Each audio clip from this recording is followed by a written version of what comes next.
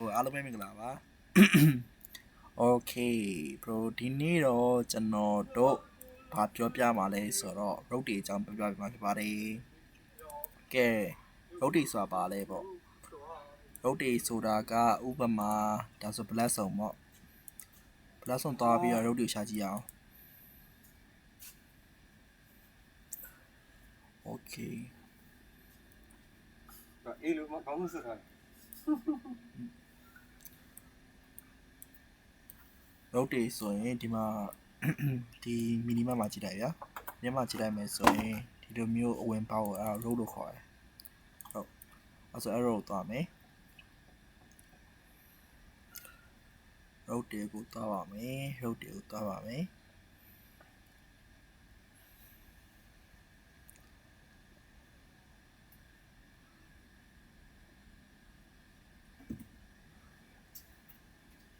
road တွေကိုသွားပါမယ် road တွေကိုသွားပြီးရင်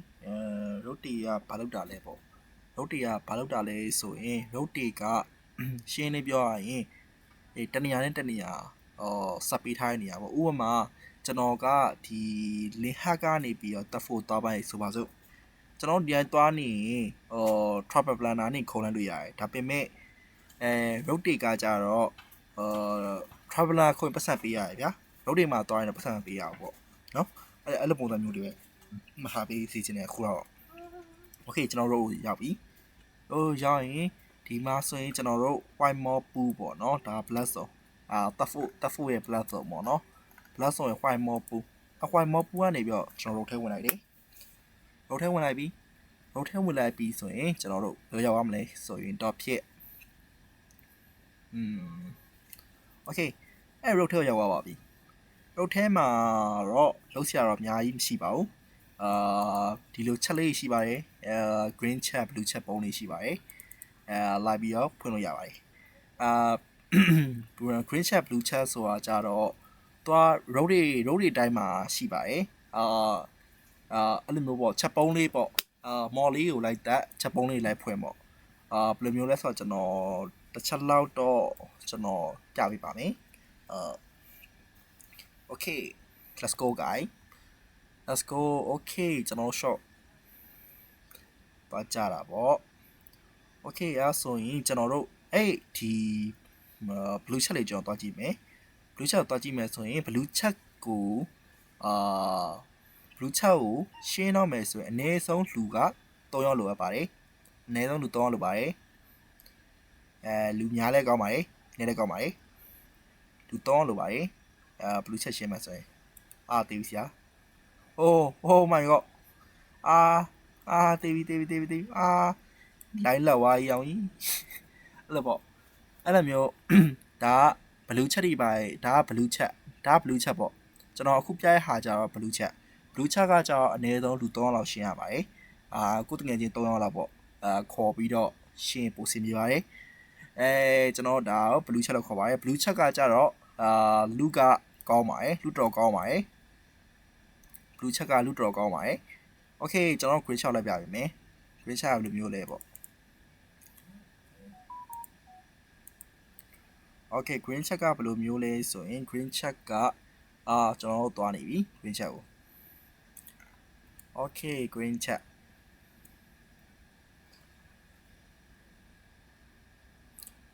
green chat ကကြတော့တယောက်တည်းရှင်းလို့အဆင်ပြေပါတယ် green chat တွေကြတော့တယောက်တည်းရှင်းလို့ okay ပါတယ်ဒီမှာလို့ green chat green chat တွေကတယောက်တည်းရှင်းလို့အဆင်ပြေပါတယ်အားကြောင့် green တယောက်တည်း solo ဆော့ရချိန်ကြရင်တော့ green chat လေးလာရှင်းရင်တော့ fame နဲ့များပါတယ်တော့ဒီလို road တွေမှာ fame နဲ့များတယ်လေမျိုးချက်လေးလိုက်ရှင်းလို့ရတယ်နော် newbie အနေနဲ့ကြတော့အဲ့လိုမျိုးပေါ့ road တွေပိုင်းသွားမယ်ဆိုရင်တော့ဟိုကောင်တွေရောရှိရယ်PK တော့ရှိပါတယ် PK တော့နည်းနည်းရှောင်ကွင်းပြီးတော့သွားပါလိမ့်မယ် Okay ကျွန်တော်ဒီ road ကနေဝင်လာတယ် Okay ဒီ road ကိုသွားမယ်ဆိုပါစို့ကျွန်တော်တို့အခုဘယ် road ကိုသွားဘယ် road ကနေထွက်လာလဲဆိုရင်ကျွန်တော်တို့ဒီ road ကနေသွားတာပါဒီ road ကနေပြီးတော့white more pillar white more pool ဆိုတဲ့နေရာနေပြီးကျွန်တော်တို့သွားတာပါဒီဘက်သွားတာပါ ဒီ road ကနေသွားတာပါအဲ road ကနေပြီးတော့ကျွန်တော်တို့ဒီဘက်ချမ်းကိုထွက်လိုက်မယ်ဆိုရင်ကျွန်တော်တို့နောက်တော့ထွက်သွားလိမ့်မယ်နောက်တစ်မှတ်ကိုရောက်သွားပါလိမ့်မယ်အချိန်တိုတိုတွင်းမှာနောက်တစ်မှတ်ရောက်သွားပါလိမ့်မယ်ဥပမာကျွန်တော်ကဒီရဲ့ road ဒီရဲ့နေရာကိုသွားခြင်းလဲဆိုပါတော့my god black screen နာโอเคကျွန်တော်ကဒီ road သွားခြင်းလဲဆိုပါစို့ကျွန်တော်ဒီ let me see okay ကျွန်တော်ဒီဘက်ချောင်းသွားခြင်းလဲဆိုပါစို့ကျွန်တော်ဒီကနေသွားမယ်ဆိုရင်ဘယ်နှမှတ်တော့ဖြတ်ကြမှာ1မှတ်2မှတ်3မှတ်4မှတ်5မှတ်6မှတ်တော့6ဖြတ်ကြမှာဗျာဒီလားဒါပေမဲ့ဒီမှာဒီ road နဲ့သွားလိုက်တော့ချက်ချင်းဒီဘောက်ရောက်သွားတွေ့တာအဲ့လိုမျိုးပေါ့သွား randomly ပေါ့ကိုသွားခြင်းတဲ့နေရာနဲ့ map ရဲ့အနီးဆုံးပေါ့ဥပမာကျွန်တော်ကဒီဘက်ချမ်းသွားခြင်းနဲ့ဆိုပါစို့ဗျဒီ portal ကိုသွားခြင်းနဲ့ဆိုပါစို့ဒီ road ကအနီးဆုံးပဲဗျာကျွန်တော်ဒီ road 1မှတ်2မှတ်3မှတ်ဖြတ်လိုက်ရင်ကျွန်တော် starlight portal ရောက်သွားလိမ့်မယ်အဲ့လိုမျိုးပဲပေါ့1မှတ်နဲ့1မှတ်ပေါ့သွားအချိန်တိုတိုနဲ့ရောက်အောင်လုပ်ပေးရပေါ့နော်အဲ့ဒါကိုကျွန်တော် road လို့ခေါ်တယ်ဘယ်လိုလဲ road လို့ခေါ်တယ် road တင်မှာလေသူတို့ tire လိုက်ရှိပါတယ် tire 4 tire 6 tire 8အဲ့လိုမျိုးဒါဆိုရင် tire 6 road တွေလို့ခေါ်ပါတယ် okay ကျွန်တော်တို့ပြီးရရင် road တင်မှာအဲ့လိုမျိုးပေါ့ gathering လုပ်လို့ကောင်းပါတယ်လူနေရာမှာ gathering လုပ်မယ်ဆိုရင် gathering level တက်လာပြန်ပါတယ် okay အဲ့ဒါ road to map to ပေါ့ map ပေါ့ကွာဒီတမကနေဝင်တယ်နောက်တမောက်ထော်သွားတယ်ဒါကြောင့် map to road ပေါ့ဒီ map ကနေဝင်လာပြီးတော့နောက်တော့ထပ်သွားမှာပေါ့နော်နောက်တော့ထပ်သွားမှာဆိုဒီ road လေးထပ်သွားပါမယ်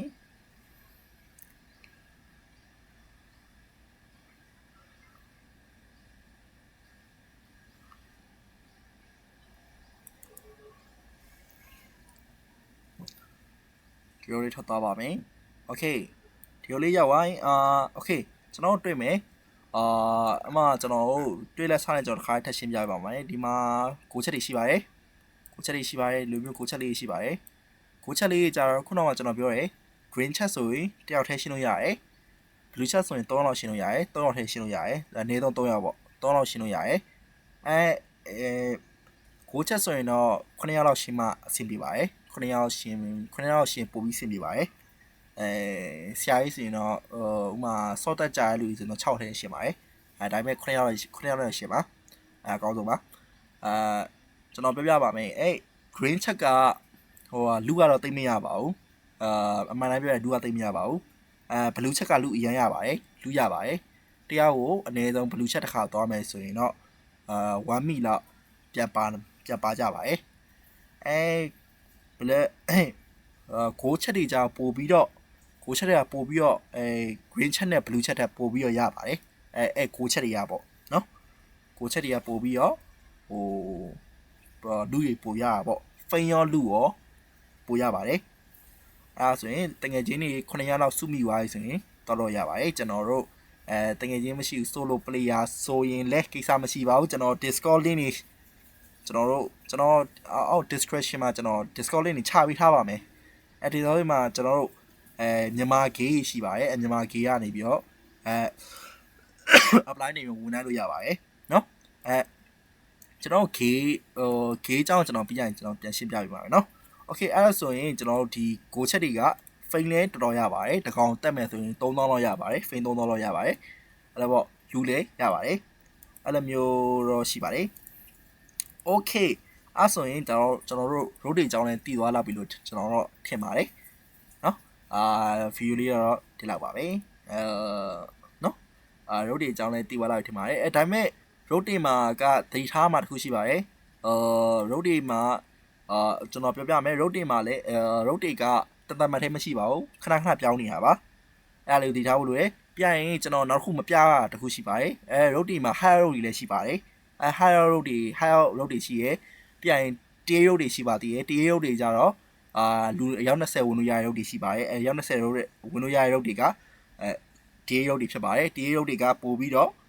risk လည်းများရယ်ပို့ပြီးတော့လည်းလူတွေပိုများပါတယ်လူလည်းပိုများပါတယ်road တွေကအဓိကအားဖြင့်တနေရာနဲ့တနေရာကိုကူဝိုင်းနေရာမျိုးပေါ့ဥပမာကျွန်တော် ကျွန်တော်ကဒီ white band stream မှာwhite band ဒီfirst challenge portal ကနေပြီးတော့ကျွန်တော်တော့အခုလင်းရက် portal သွားရဆိုပါစို့လင်းရက် portal သွားရဆိုပါစို့ကျွန်တော်ကလင်းရက် portal ကိုဘိုင်းလို့မရအောင်ဘိုင်းလို့မရအောင်ဆိုတော့ကျွန်တော် concrete hall ထဲကဝင်ပြီးတော့ concrete hall ထဲဝင်ပြီးတော့concrete hall ထဲဝင်ပြီးတော့အဲ့လိုမျိုးပေါ့ portal ဘိုင်းလို့မရအောင်ဆိုရင်ဘယ်လိုလုပ်လဲကျွန်တော်တို့ကအဲ့ဒီဘက်white band short က road ထဲဝင်ကြည့်လိုက်တယ်ဒီမှာဟိုဥပမာပြပြပါwhite band short က road ထဲဝင်ကြည့်လိုက်တယ်ဝင်ကြည့်တော့ white band short white band short ထဲက road ထဲကနေပြီးတော့ဒီဘက် road ပေါက်တယ်ဆိုပါစို့ white band high street C ကိုပေါက်တယ်ဆိုပါစို့အထဲဝင်ပြီးတော့ဒီဘက်ချမ်းကိုလာလိုက်ရင်လင်းရက်ပေါ်တယ်ကိုရောက်သွားပါတယ်အဲ့လိုပုံစံမျိုးပါပဲကျွန်တော်ပြောတာနားလိုက်မယ်တော့ထင်ပါတယ်နားမလဲနောက်တစ်ခါနားဖောက်ပါနော်နားထောင်ပြပါโอเคပြီးကြရင်ဂိုးချက်တွေမှာလည်းနှစ်ခုရှိပါတယ်ဂိုးချက်ကဘယ်လိုဂိုးချက်လဲဆိုရင် site ဂိုးချက်နဲ့ main ဂိုးချက်ရှိပါတယ် main ဂိုးချက်တွေကပို့ပြီးတော့လူပိုကောင်းပါတယ် site ဂိုးချက်တွေကတော့လူသိမကောင်းပါဘူးပြီးရင်ကျွန်တော်ဂိုးချက်ရှင်းလေးကိုလည်းကျွန်တော်ပြပြပေးပါမယ်နောက်ဗီဒီယိုတွေပေါ့နော်အမှကျွန်တော်တို့ပို့ပြီးတော့ရှင်းပြပြပါမယ်โอเคအားလုံးပဲbye bye